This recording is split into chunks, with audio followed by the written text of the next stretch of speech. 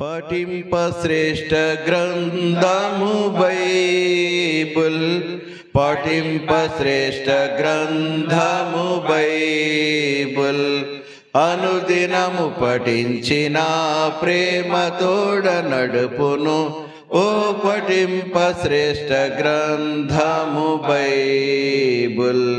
The best book to read is the Bible. The best book to read is the Bible. If you read the every day, if you have the all the way, oh, the best book to read is the Bible. దయచేసి మనం ఈ సమయంలో వాక్యం విని వాక్యానుసారంగా ఆరాధించండి.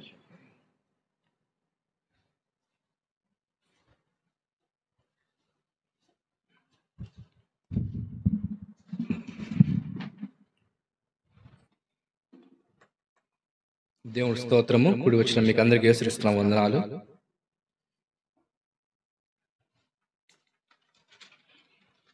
రండి, ఆదికాండము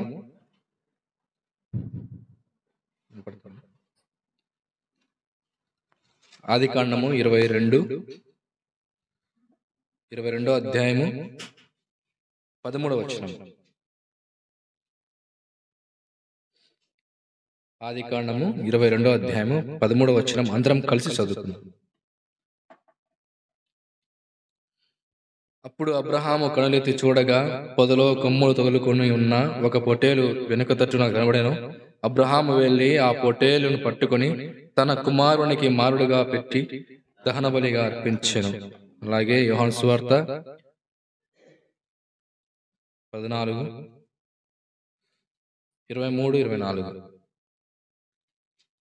4వ అధ్యాయము యోహాను సువార్త 4వ అధ్యాయము 23-24 అందరం కలిసి చదువుకుందాం.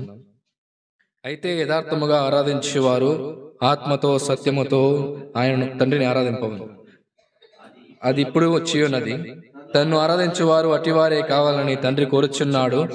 తండ్రి దేవుడు ఆత్మ కనుక ఆయన ఆరాధించేవారు ఆత్మతోనూ సత్యముతోనూ ఆరాధింపవాలని ప్రార్థన చేసుకుందాం దేవుని సహాయం కొరకు.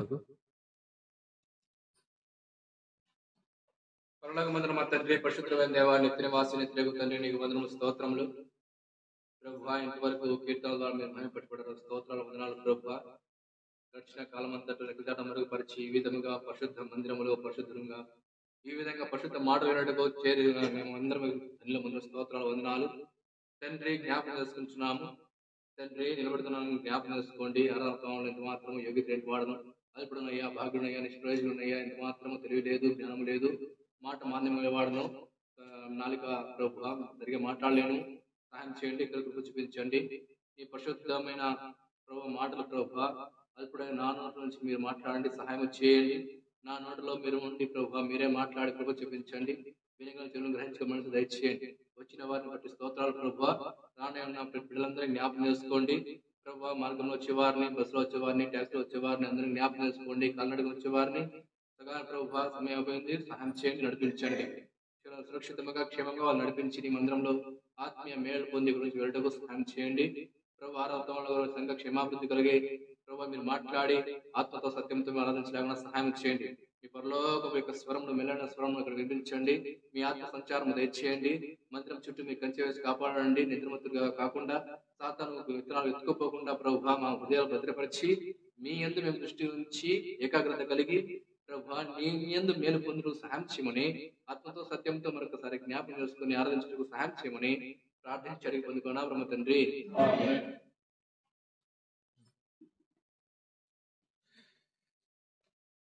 మనం చదువుకున్న ఆదికాండము భాగము మనకందరికి తెలిసిన విషయమే.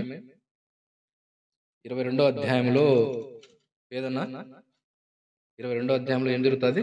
అబ్రహాము పరిశోధన జరుగుతుంది. దేవుడు అబ్రహామును పరిశోధిస్తాడు. అప్పుడు పరిశోధించినప్పుడు ఏమంటారంటే 2వ వచనంలో 22వ అధ్యాయము 2వ వచనం చదవండి.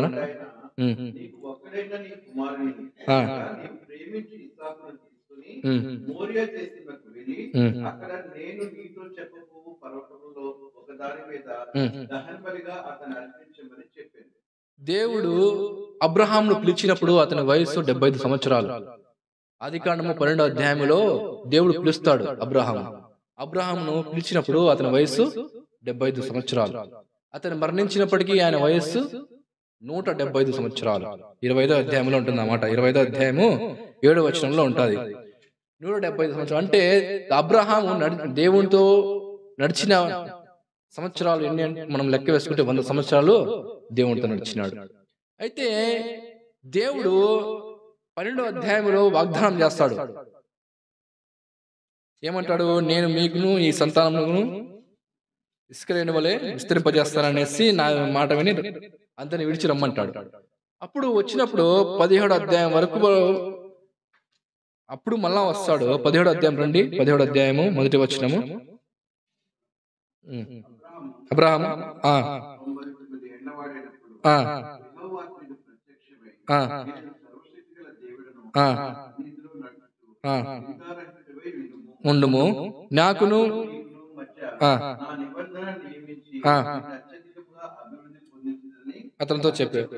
ఇక్కడ 12వ అధ్యాయంలో ఏం చెప్తాడంటే వాగ్దానం చేస్తాడు, తీసుకురా వచ్చేయమని చెప్తాడు. తర్వాత 17వ అధ్యాయంలో మళ్ళా అతనితో మాట్లాడతాడు దేవుడు. మాట్లాడిన తర్వాత నీ సంతానాన్ని అభివృద్ధి చేస్తాడు, నా సన్నిధిలో నిందారహితుడిగా ఉండు అంటాడు. దేవుడు ఎప్పుడు ఇచ్చినా అంటే తనకు కుమారుడిని 21వ అధ్యాయం రండి, ఆదికాండం 21వ అధ్యాయము చదవండి 2, 3, 2వ వచనం. ఎట్లనగా అబ్రహాముకు చెప్పిన నిర్ణయ కాలంలో శారా గర్భవతి అతని ముసలితనమందు అతనికి కుమారుని కనెను. చూడండి, అప్పుడు ఆయన వయసు ఎంత అంటే 3వ వచనం అంటారు 100 సంవత్సరాలు. 25 సంవత్సరాలు దేవునితో కాల్చుకొని వేచి దేవునితో అడిగి ఎంత ఓపికతో సహనంతో ఉంటాడంటే అంత సహనంతో ఉంటాడు. అయితే 100 సంవత్సరాలకు ఇస్సాకు పుడతాడు. పుట్టిన తర్వాత 22వ అధ్యాయానికి వస్తే మనము దేవుడు అడుగుతాడు, నీకు ఒక్కడై ఉన్న నీ కుమారుణ్ణి అనగా నీవు ప్రేమించు. ఇంకా దేవుడు 25 సంవత్సరాల తర్వాత అబ్రాహాముకు బిడ్డలు లేదు. పాపము బిడ్డలు ఇచ్చిన తర్వాత శారమ్మ గొడ్రాలు, నాకు బిడ్డలు లేరు, నేను గొడ్రాలే ఉన్నాను, కనీసము నా దాసి వల్ల నేను బిడ్డలను కంటాను అనేసి దాసిని పంపించి ఆశ కలిగి బిడ్డలు తీసుకుంటే ఆమె ఏం చేస్తుందంటే ఆమె కూడా చిన్న చూపు చూడడము, ఆమె తరవబడము అవన్నీ జరుగుతాయి.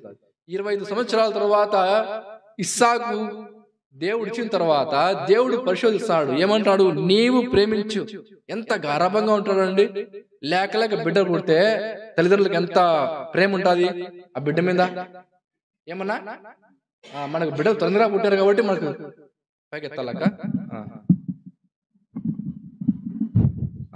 మనకు బిడ్డలు పెండ్లి అయినా 1 సంవత్సరానికి బిడ్డలు పుడతారు కాబట్టి మనకు ఆ విలువ తెలియదు. కొంతమందికి 10 ఏండ్లైనా 15 ఏండ్లైనా 20 ఏండ్లైనా వాళ్ళకి బిడ్డలు పుట్టగా ఉంటే వాళ్ళకి తెలుస్తుంది ఈ బాధ. 25 సంవత్సరాల తర్వాత దేవుడు ఇస్సాకునిస్తే అంత గారభంగా చూసుకుంటున్నాడు, అంత ప్రేమగా చూసుకుంటున్నాడు. సరే, అంత ప్రేమగా చూసుకుంటున్నాడు. ఏమంటాడంటే చూడండి 2వ వచనంలో, నీవు ప్రేమించు ఇస్సాకును. ఇంకా ప్రేమించరండి బిడ్డకు? ప్రేమిస్తారు. లేక బిడ్డ పుడితే ఆయన ఎంత ప్రేమ అంటే అబ్రహాము మొత్తం ఆశ మొత్తం ఉన్న అబ్రహాముకు ఉన్నంత ప్రేమ మొత్తం కుమ్మరించేసినాడు ఇస్సాకు మీద. అంత ప్రేమ కలిగిన వాడు. అయితే చూడండి 22వ అధ్యాయము 5వ వచనంలో,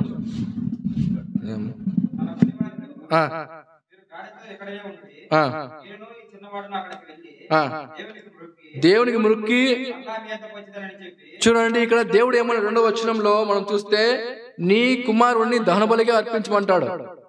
దేవుడు చెప్పింది ఏమని? కుమారుని దహనబలిగా అర్పించమంటాడు.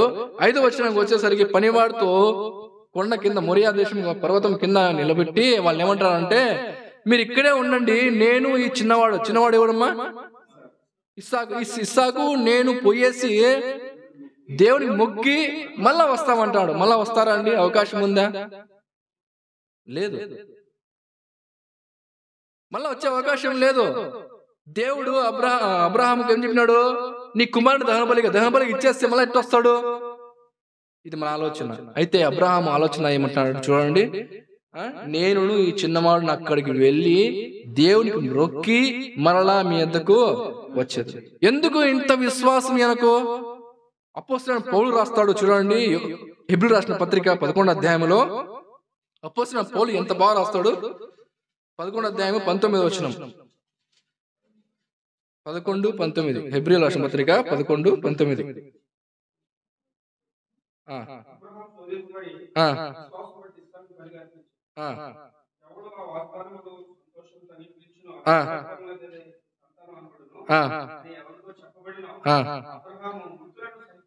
ఆ అబ్రహాము మృతులను సైతము లేపుటకు దేవుడు శక్తిమంతుడు ఎంచిన వాడై తన ఏక కుమారుని అర్పించి ఉపమారీతిగా అతనిని మృతులను మరలా పొందినాడు. మృతులో ఉన్న వాడిని తిరిగి దేవుడు లేపుతాడని శక్తిమంతుడు మన దేవుడు అని అబ్రహాము విశ్వసించినాడు, అబ్రహాము ఎరిగినాడు, అబ్రహాము నమ్మినాడు. ఇది నిజమైన ఆరాధన. మనకు దేవుడు చేసిన దానికి మనం ఏదనుకుంటే ఏదైతే దేవుడు మన పట్ల చేసిన కార్యానికి దాన్ని బట్టి మనం స్తుతిస్తామో అది కాదు నిజమైన ఆరాధన. అది కృతజ్ఞత అవుతుంది. ఎవరన్నా పని చేస్తే ఒక సహాయం చేస్తే థ్యాంక్స్ చెప్తాము, కృతజ్ఞత అయితే ఉంటాము. కానీ ఏమంటాడు, కొండపైకి పోతాము, దేవుని ముక్కుతాము, మళ్ళా వస్తాము. ఈ విశ్వాసం ఎట్లా వచ్చిందంటే, ఆ అబ్రహాము ఏమన్నాడంటే మృతులను సైతము లేపుటకు దేవుడు శక్తిమంతుడు అని నమ్మినాడు, విశ్వసించినాడు. చూడండి, అందుకే అబ్రహాము దేవుడు నమ్మిన అతనికి నీతిగా ఎంచబడింది. మీరు ఎక్కడున్నారా? ఎక్కడ పోయారా? అబ్రహాము దేవుడు నమ్మిన నీతిగా ఎంచాడు. కాబట్టి అబ్రహాము విశ్వసించినాడు, మృతుల నుండి సైతము నా కుమారుణ్ణి లేపుతాడు. ఏమన్నాడు? లాజరు పెద్ద యాజకుడు లాజరుతో నీ సంతానము అనబడదు అన్నాడు కదా. ఏమన్నా? లాజరు నా పెద్ద కుమారుడు, ఇవన్నీ నాకు ఇస్తున్నావు కదా, నాకు ఆస్తి ఇస్తున్నావు, గొర్రెలు ఇస్తున్నావు, గాడిదలు ఇస్తున్నావు, ఒంటెలు ఇస్తున్నావు, గొర్రెలు అన్ని ఇస్తున్నావు, వీటన్నిటికీ అధికారి ఎవరైతారు? ఎలియాజరు అవుతారు అనుకున్నాడు. కానీ దేవుడు ఏమంటా అంటే, ఎలియాజరు నీ యొక్క సంతానము కాదు, నీ నుంచి వచ్చి సంతానం నుంచి నేను విస్తరింపజేస్తాను. చూడండి, ఒక్కడే ఉన్నాడు, లేక పుట్టినాడు, ముస్లిం ముతుకలో పుట్టినాడు. ఆ పుట్టిన వాడిని కూడా బలి ఇచ్చేమంటున్నాడు. అయితే అబ్రహాము విశ్వసించి దేవుని మాటను తూచా తప్పకుండా చేయడానికి సిద్ధపోయినాడు. 5వ వచనంలో అదే అంటాడు, మేము మరలా మొక్కి దేవుడు చేయబోయే కార్యాన్ని అతను ఎరిగినాడు. చూడండి ఏమంటాడంటే, మృతులను సైతము లేపుతాడు. మన దేవుడు మృతులను సైతం లేపుతాడు మన దేవుడు. చూడండి, అలాగే 22వ అధ్యాయం 19వ వచనంలో చూడండి, ఆదికాండం 22:19 చదువున్నా. తర్వాత అబ్రాహాము తన పనివారి యొద్దకు తిరిగి రాగా అందరూ కలిసి ఎవరెవరు? అబ్రహాము కుమారుడు ఇస్సాకు కుమారుడు, తర్వాత పనివారు అందరినీ కలిసి మన ఇంటికి పోయారంట. బేష్బా వాళ్ళు ఉండే నివసించే స్థలం అది. చాలు, ఇది ఎలా జరిగింది కార్యం చూడండి. మనం చూసుకుంటే 22:7 ఇస్సాకు తన తండ్రి అయిన అబ్రహాముతో నా తండ్రి అని పిలిచాను. ఏమి నా కుమారుడా నేను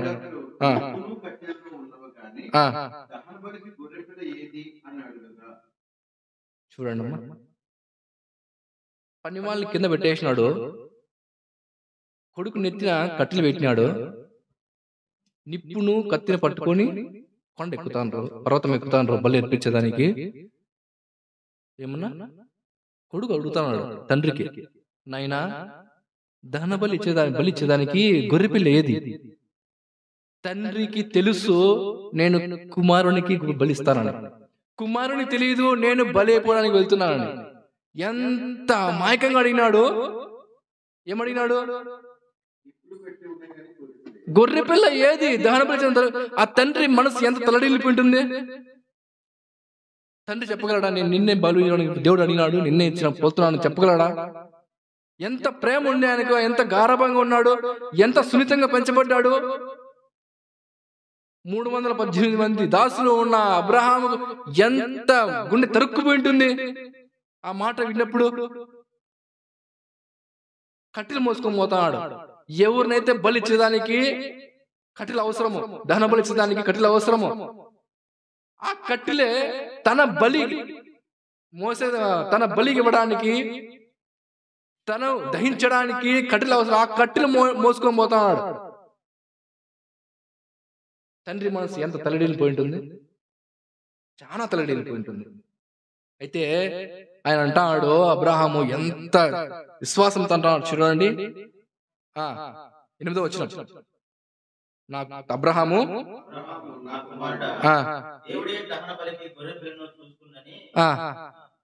దేవుడు ఏమన్నాడు, నీ కొడుకుని అన్నాడు. ఈయనేమంటాడు, దేవుడు చూసుకుంటాడు నాయన, మనం పదాంపా అంటాడు. దేవుడు చూసుకుంటాడు. దేవుడు పరీక్షించినప్పుడు, దేవుడు పరిశోధించినప్పుడు, నీకు పని చేయమన్నప్పుడు అది నువ్వు విశ్వాస రహితం లేకుండా విశ్వాసముతో సంపూర్ణమైన విశ్వాసం చేసినావంటే దేవుడే నీ ఆ కార్యం జరిగిస్తాడు, ఆ కార్యాన్ని జరిగిస్తాడు. అందుకు అంటాడు, దేవుడే గొర్రెపిల్లను చూసుకుంటాడు. అందుకే ఆ చోటుకు యెహోవా ఈరే అని పేరు పెట్టినాడు అబ్రహాం. చూడండి, తర్వాత పోయినారు, పైకి పోయినారు, మొరియా పర్వతానికి పోయినారు. పోయిన తర్వాత బండలు, రాళ్ళు ఉంటాయి, రాళ్ళు బలిపీఠం కట్టినారు రాళ్లతో. తండ్రి కొడుకు కట్టేస్తున్నాడు, చేతులు కాళ్ళు కట్టేసినాడు, బంధించేసినాడు. ఆ బలిపీఠం మీద కూర్చోబెట్టినాడు, పండబెట్టినాడు, కట్టెలు పెంచినాడు, కట్టెల మీద పండబెట్టినాడు. పండబెట్టిన తర్వాత వచనం చెప్పండి, చెప్పండి, 22వ అధ్యాయం 9వ వచనం.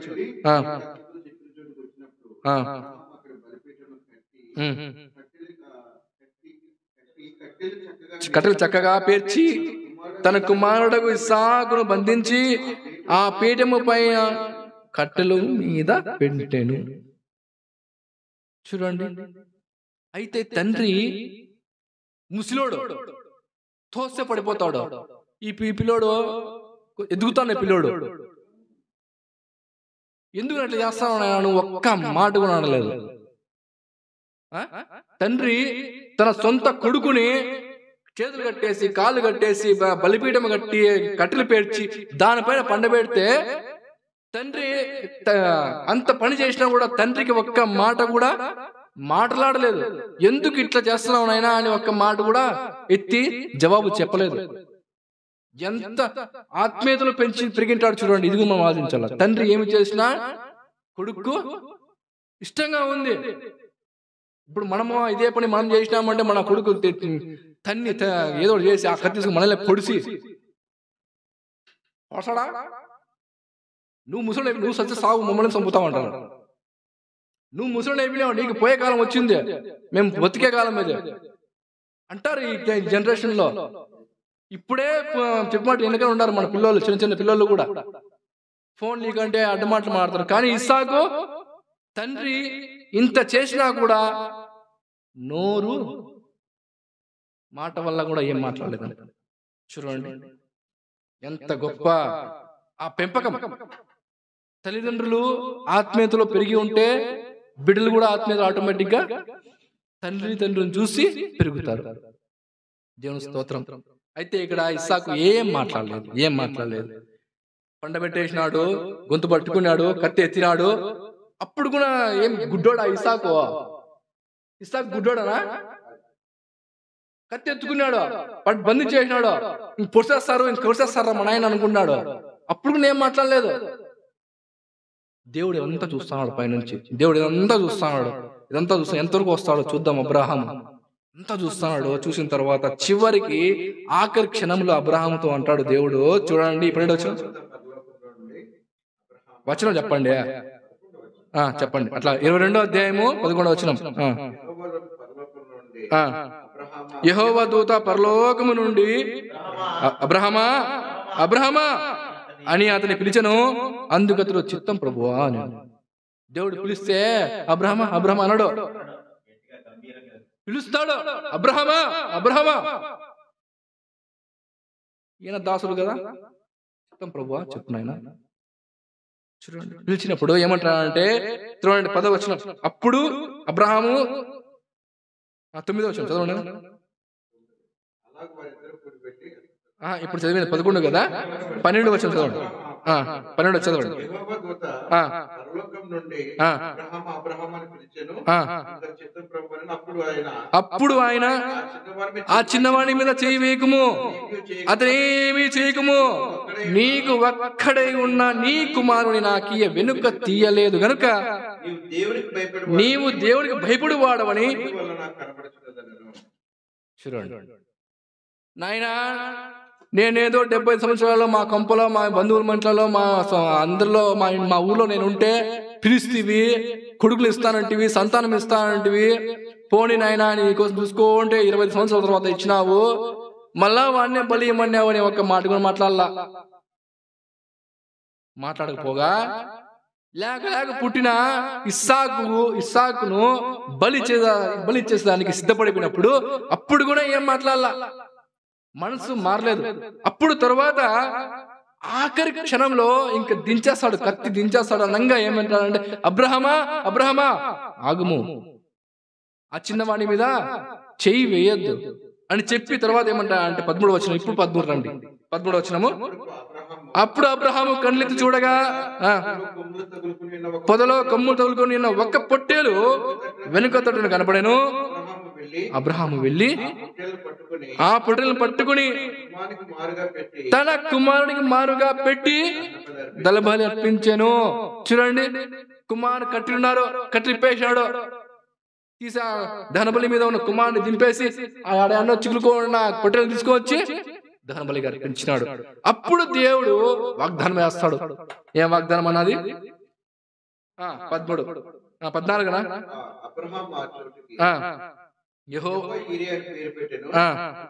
అందుచేత యెహోవా దూత 2వ మారు 15 యెహోవా దూత 2వ మారు పరలోకం నుండి అబ్రహామును పిలిచి ఇట్లనెను, నీకు ఒక్కడైన నీ కుమారుని వెనుక తీయక.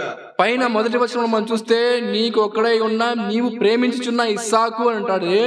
12వ వచనంలో నీకు ఒక్కడై ఉన్న నీ కుమారుడు అంటాడు. రెండో మాట ఏమంటారు 16వ వచనంలో నీకు ఒక్కడై ఉన్న నీ కుమారుడు వెనుక తీయక నేను నిన్ను ఆశీర్వదించి ఆకాశ నక్షత్రముల వలెను సముద్ర తీరమందలి ఇసుక వలెను నీ సంతానము నిశ్చయముగా విస్తరింపజేసేదను. చాలా దేవుని స్తోత్రము. మనం చూసినాం ఇప్పుడు అబ్రహాము కుమారునికి ఇవ్వడానికి ఎంత సిద్ధపడ్డాడో. సిద్ధపడిన తర్వాత ఆఖరి క్షణంలో దేవుడి అబ్రహామును మాట్లాడి పిలిచి ఇస్సాకు తరపున ఇస్సాకు మారుగా పొట్టేలు దహనబలిగా అర్పించడం చూసినాము. అయితే అబ్రహాము ఇస్సాకును బలి ఇవ్వడానికి సిద్ధపడ్డాడు, కానీ దేవుడు దాన్ని అడ్డగించినాడు. ఇస్సాకు మారుగా పొట్టేలును దహనబలిగా అర్పించినాడు. అయితే మన తండ్రి, పరలోకపు తండ్రి అయిన దేవుడు ఒక పని చేసినాడు. చూడండి, కొలస్సీయులకు రాసిన పత్రిక 1వ అధ్యాయం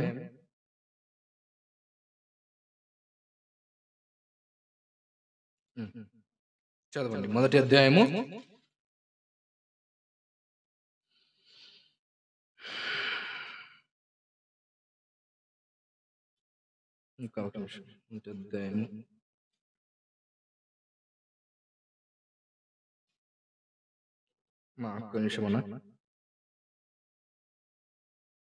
22వ వచనం.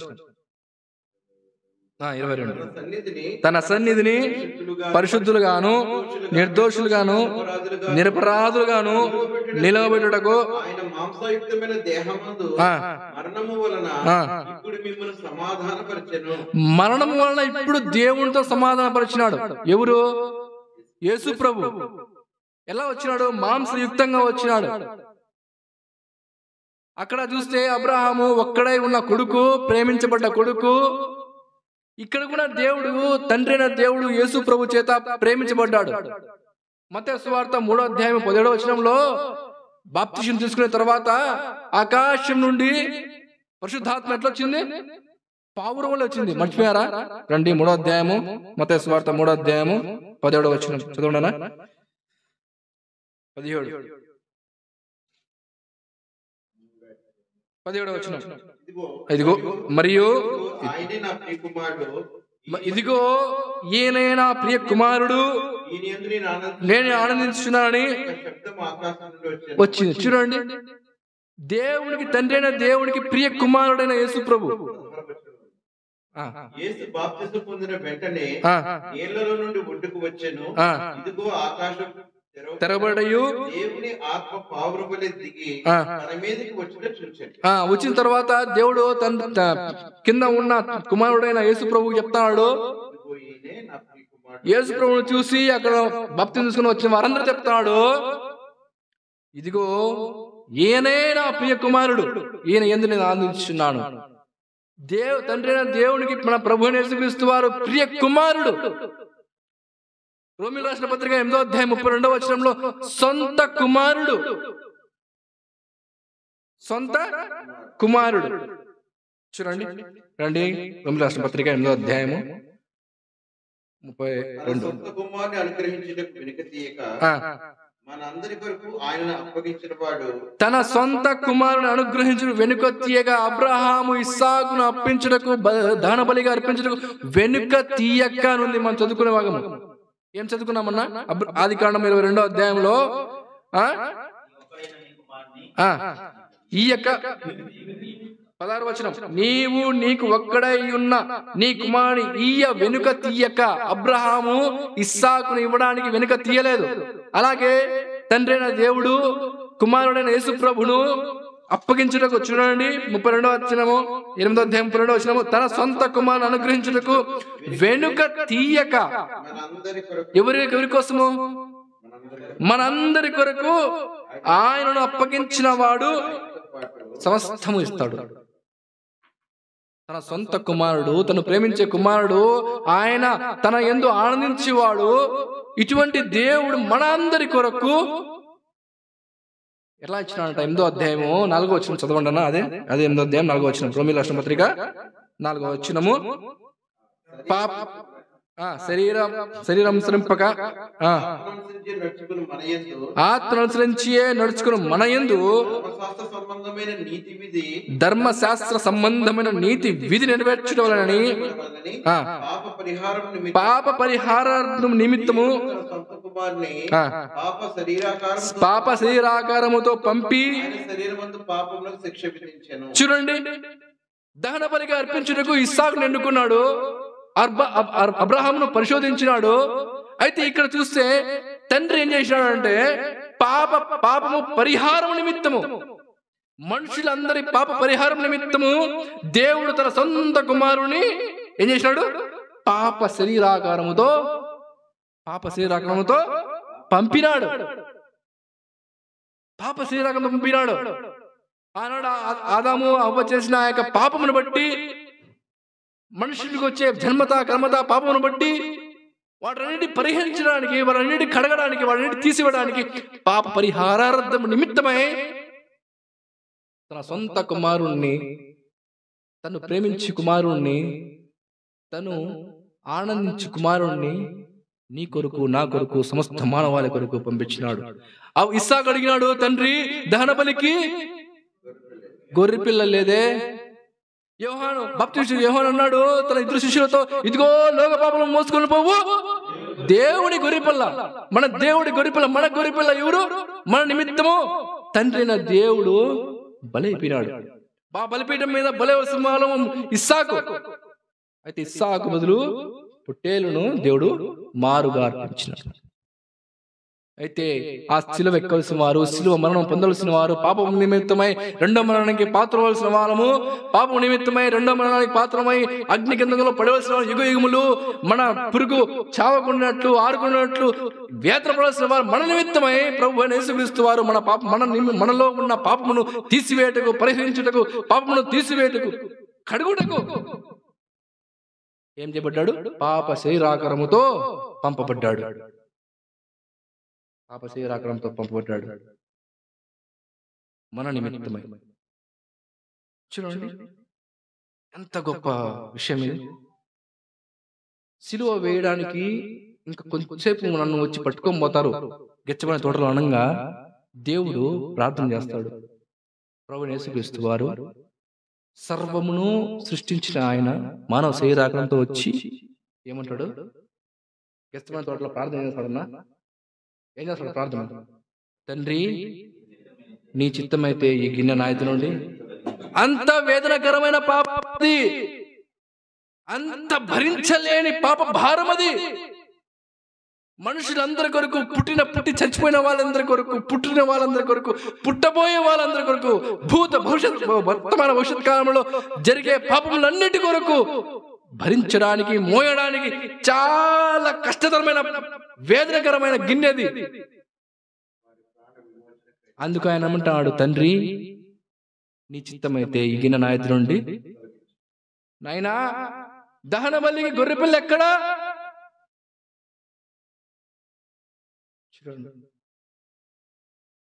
మళ్ళా అక్కడి నుంచి వచ్చి శిష్యులను లేపి, నాయన ప్రార్థన చేయండి అని చెప్పి మళ్ళా పోయి మళ్ళా ఏం చేస్తాడు?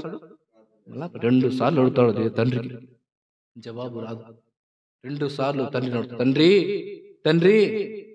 ఆయన చేసిన ప్రార్థనలో, గెత్సేమనే తోటలో చేసి 2 సార్లు ప్రార్థనలో ఆయన చెమట బిందు రక్తం గల వాళ్ళని ఎంత వేదనకరంగా ప్రార్థన చేసినాడు ఆయన. నీ కొరకు నా కొరకు దహన బలిగా అర్పించడానికి, నీ కొరకు నా కొరకు పాప పరిహారం నిమిత్తమై బలిగా అర్పించబడ్డానికి ఎంత ఆయన అంటారు. చూడండి, యెషయా 53:2 ఎలా ఉన్నాడంటే ఆయన, చూడండి, యెషయా 53:2. లేత మొక్కను ఎండిన భూమిలో మొలిచిన మొక్క వలెను అతడు ఆయన ఎదుట పెరిగి. ఎలా పెరిగినాడంట? లేత మొక్కలా పెరిగినాడంట. సున్నితంగా ఉన్నాడు, గారాబంగా ఉన్నాడు. ఆయన కష్టం తెలియదు పాపం ఆయనకి. అంత లేత మొక్క ఎండిన భూమిలో, లేత మొక్క అంటే చిన్న మొక్క, చిన్న ఉంటుంది కదా, మీకు తెలుసు ఎట్లుంటుంది? పచ్చగా ఉంటుంది అది. అంత పచ్చగా పెరిగిన ఆయన కఠినమైన ఈ యొక్క పాప బంధకములన్నీ ఆయన మీద వేసుకోవడానికి, అంత వేదన అనుభవించడానికి దేవుడు కుమారుని పంపబడ్డాడు. ఇంకా ఆయన చూస్తే, ఇంకా కింద చూస్తే, కాదు, తండ్రికి ఇష్టమాయను. చదువు. అతని నలుగురికి యెహోవాకు ఇష్టమైన ఆయన అతనికి వ్యాధి కలగజేసెను. దేవునికి ఇష్టమైందంట తండ్రి కుమారుణ్ణి నలగొట్టడానికి. తండ్రికి ఇష్టమైందంట కుమారుణ్ణి హింసించడానికి. తండ్రికి ఇష్టమైందంట కొరడాతో కుమారుణ్ణి కొట్టించడానికి. తండ్రికి ఇష్టమైందంట అవమానాలు ఉమ్మించడానికి, ఉమ్ములు, పిడిగుద్దులు, ముళ్ళ కిరీటము, బల్లెం. చచ్చిపోయిన తర్వాత కూడా వదల యేసు ప్రభువుకు బల్లెంతో పొడిచి చూశారు, చచ్చిపోయినాడు బతికినాడు. ఇదంతా తండ్రికి ఇష్టమైందంట.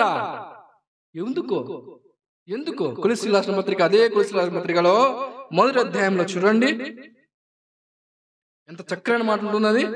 1వ అధ్యాయము 13వ వచనం. ఆయన మనలను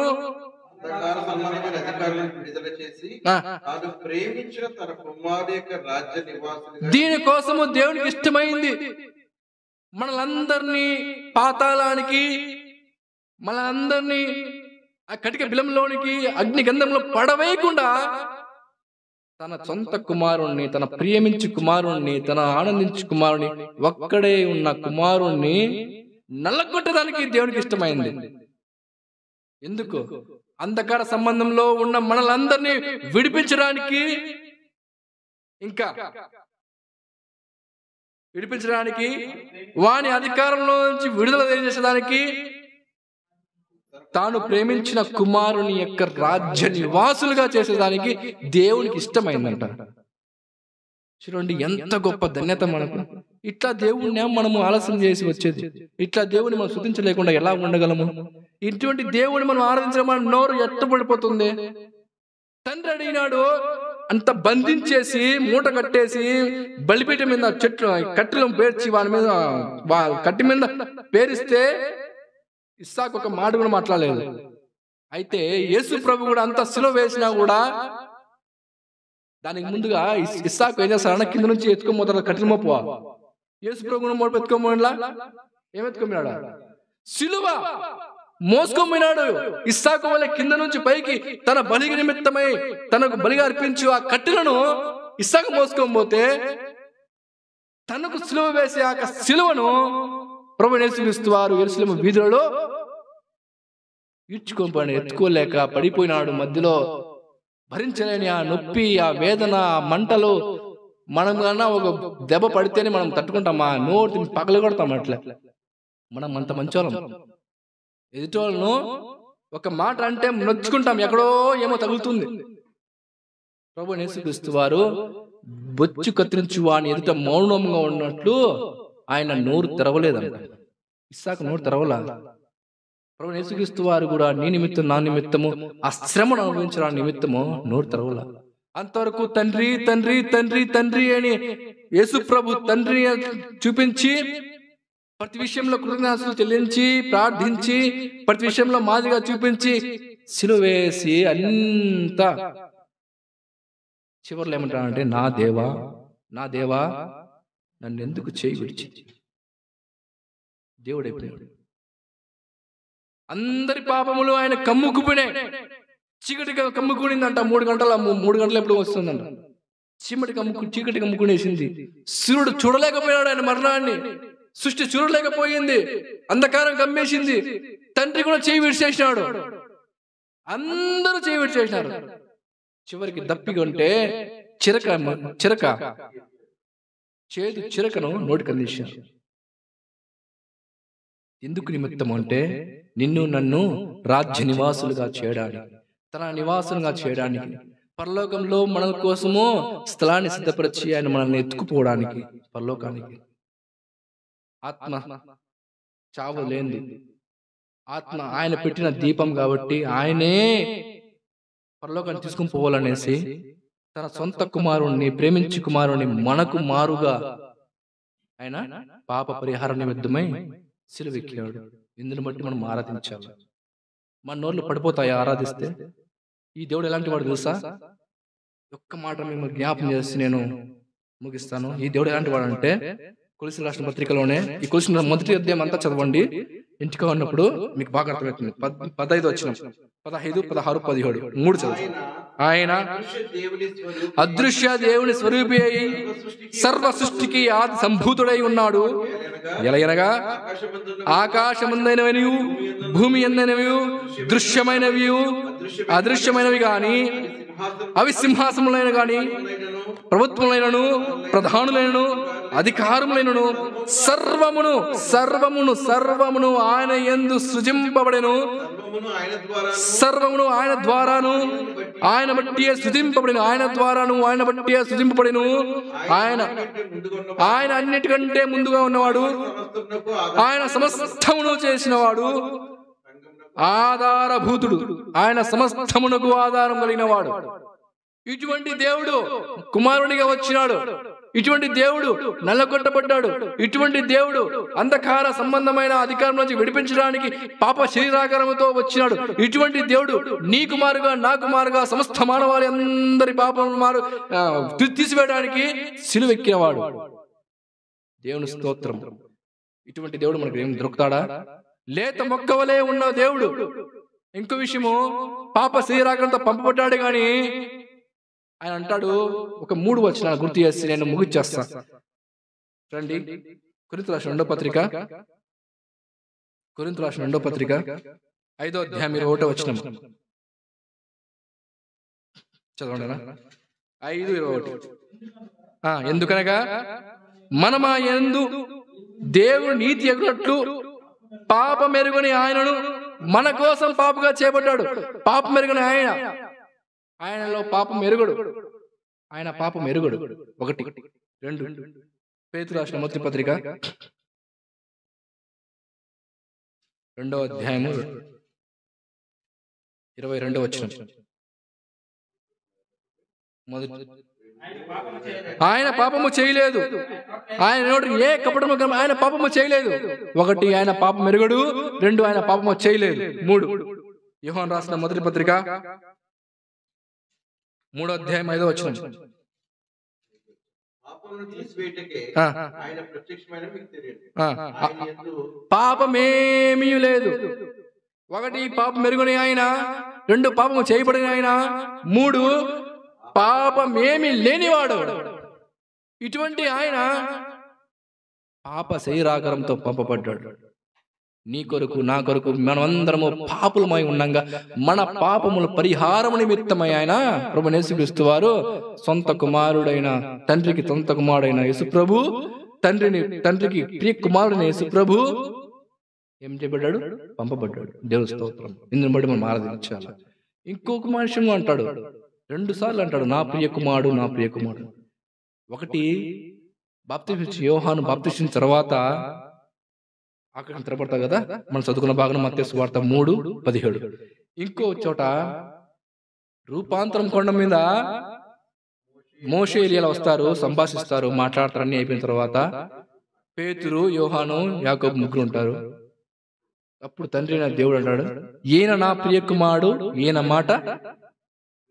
అది ఎక్కడుందన్నా? మత్తయి సువార్త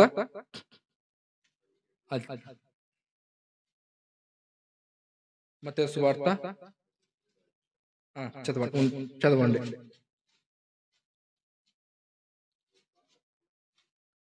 5వ వచనం, 17:5.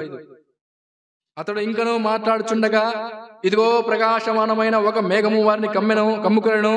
ఇదిగో ఈయన నా ప్రియ కుమారుడు, ఈయన యందు నేను ఆనందించుచున్నాను, ఈయన మాట వినుడని ఒక శబ్దము ఆ మేఘంలో నుండి పుట్టాను.